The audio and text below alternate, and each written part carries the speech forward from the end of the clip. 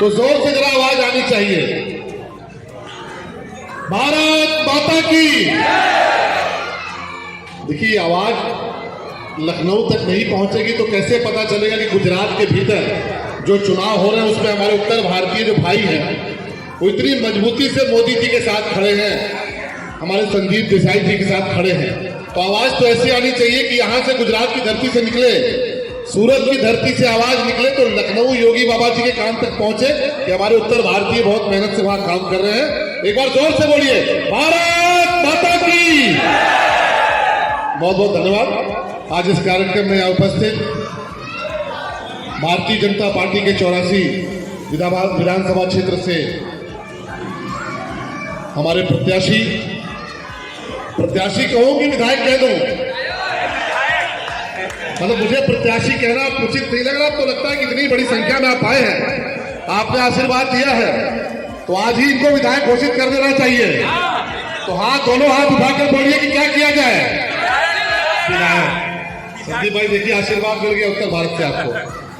आदरणीय संदीप देसाई जी महाराष्ट्र की धरती से आए, हमारे उत्तर प्रदेश के भाई संजय उपाध्याय जी अभी थोड़ी देर पहले तक जो यहाँ उपस्थित थे, आदरणीय राजू पाठक जी, आदरणीय गिरिजा शंकर मिश्रा जी, आदरणीय दयाशंकर सिंह जी, आदरणीय मनोज शुक्ला जी, आदरणीय गयाराम तिवारी जी, आदरणीय योगेंद्र साहनी जी, यहाँ उपस्थित सभी सम्मानित हमारे उत्तर प्रदेश के भाइयों बहनों,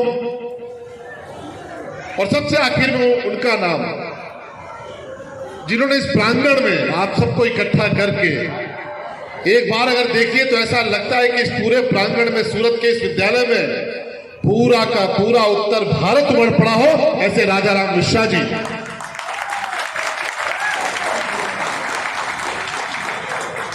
आप सब बहुत देर से इस कार्यक्रम में हैं और मैं क्योंकि चुनाव लड़ चुका हूं, आपके आशीर्वाद से देवरिया से विधायक हूं, तो प्रत्याशी की व्यस्तताएं समझता हूं, प्रत्याशी की व्यस्तताएं समझता हूं। बहुत लंबा समय नहीं लूंगा। मैं पूरे उत्तर प्रदेश की तरफ से, याद है ना, उत्तर प्रदेश के एक एक व्यक्ति की तरफ से, उत्तर प्रदेश के 24 करोड़ हमारे जो भाई बहन है, माताएं बहनें हैं, उनकी तरफ से यहाँ सूरत में हमारे जो उत्तर प्रदेश के, उत्तर भारत के जो हमारे भाई बहनें इकट्ठा हुए, आपके चरणों में आपका हृदय की गहराइयों से नमन करता हूं, वंदन करता हूं, अभिनंदन करता हूं। आप हमारा गौरव बढ़ाते हैं, आप हमारा मान सम्मान बढ़ाते हैं। गुजरात की धरती पर आके हजारों किलोमीटर दूर से आके अपनी मेहनत से, अपनी ऊर्जा से, अपनी ईमानदारी से, अपनी ताकत से, अपने जज्बे से आपने गुजरात के निर्माण में, गुजरात के विकास की कहानी में जो योगदान दिया है, उसको शब्दों में रेखांकित कर पाना किसी के लिए मुमकिन नहीं है दोस्तों। और निश्चित तौर पे आपकी जो अपनी ताकत है, आपका जो अपना संगठित होकर काम करने का तरीका है, यही वो कारण है कि जब जब ऐसे मौके आते हैं, जब जब धर्म युद्ध छिड़ता है, जब जब चुनाव की घड़ी आती है, तो भारतीय जनता पार्टी जो कि कार्यकर्ताओं का एक परिवार है, हमारे जैसे साधारण कार्यकर्ताओं को भी आपके बीच में गुहार लगाने के लिए, मनुहार करने के लिए भेज देती है। मैं आपसे गुहार करने आया और गुहार इस बात की है कि हम सबके ऊपर मोदी जी का बहुत बड़ा कर्ज है दोस्तों, बहुत बड़ा कर्ज है। 2017 के पहले उत्तर प्रदेश में किस तरह के हालात थे मुझे बताने की आवश्यकता नहीं है। हमारे भगवान राम टेंट के भीतर रहते थे, चाहे बारिश का मौसम हो, चाहे तूफान का मौसम हो। अयोध्या की धरती जो भगवान राम की जन्मस्थली थी, हम सब हजारों सालों से अपने बड़े बुजुर्गों से ये सुनते आ रहे हैं कि भगवान राम लला का जन्म स्थान अयोध्या है। लेकिन कैसी विडंबना थी कि 2017 के पहले हमारे प्रभु राम, जिनकी जन्मस्थली है, उनको अयोध्या के भीतर एक टेंट के भीतर रखा जाता था। उस टेंट से कभी पानी टपकता था, कभी वो टेंट तूफान के थपेड़ों से फट जाता था। प्रभु राम को खुले आसमान के नीचे रहने को मजबूर होना पड़ता था। लेकिन धन्य है मोदी जी, धन्य है भारतीय जनता पार्टी और धन्य है योगी जी कि आपने आज जब आशीर्वाद देकर भेजा है, आज आपने जब समर्थन देकर भेजा है तो मोदी जी के आशीर्वाद से उत्तर प्रदेश में एक ऐसी सरकार चल रही है, एक ऐसी सरकार काम कर रही है कि जिसने टेंट को उखाड़ कर फेंक दिया और रामलला का भव्य मंदिर अयोध्या में बनकर तैयार होने जा रहा है। मैं उत्तर प्रदेश की तरफ से आपसे आपको न्योता देने आया हूं, आपको निमंत्रण देने आया हूं कि मोदी जी के नेतृत्व में, योगी जी के नेतृत्व में भव्य राम मंदिर का निर्माण हो रहा है। आप भी आइए और अपने साथ गुजरात के भाइयों को भी लेकर आइए, संदीप देसाई जी को भी लेकर आइए, भगवान राम का आशीर्वाद पाइए। वो आपकी अपनी धरती है दोस्तों। हम लोगों ने गुजरात के भीतर देखा था, मोदी जी के आने से पहले, मोदी जी की कुर्सी संभालने से पहले, मोदी जी की जिम्मेदारी संभालने से पहले गुजरात की स्थिति कैसी थी। कहीं कोई सोहराबुद्दीन राज करता था, कहीं कोई लतीफ राज करता था, कहीं कोई मुख्तार राज करता था, कहीं दाऊद के गुंडे, दाऊद के माफिया गुजरात को चूसने और निचोड़ने का काम करते थे दोस्तों।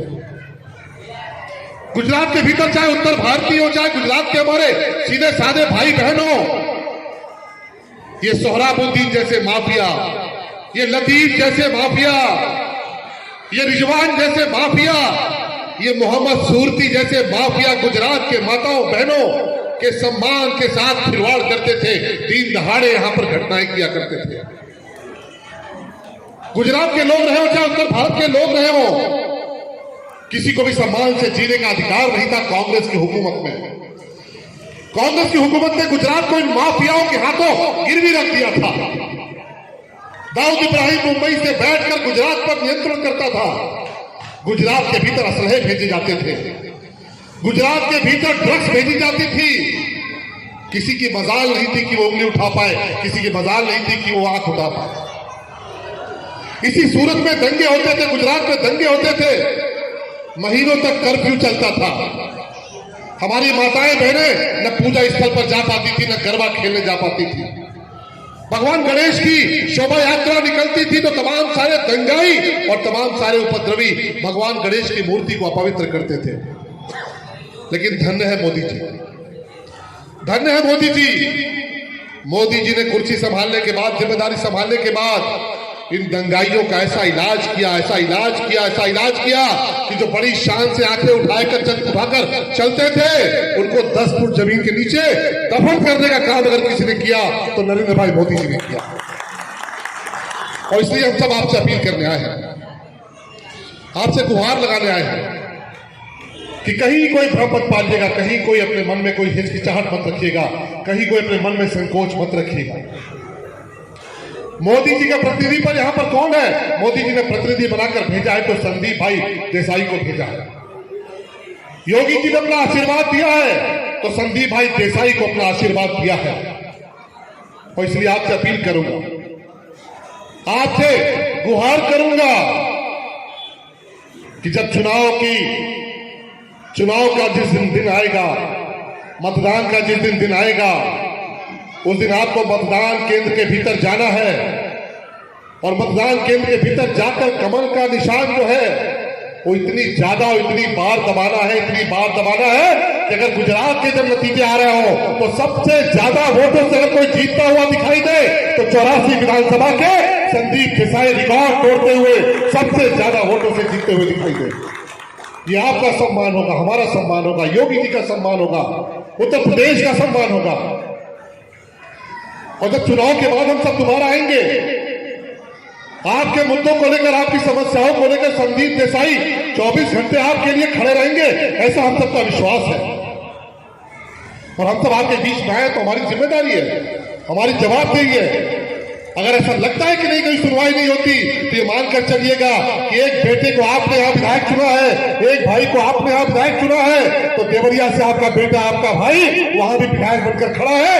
आपकी समस्याओं के लिए हम दिन रात खड़े रहेंगे। बहुत बहुत धन्यवाद, बहुत बहुत आभार।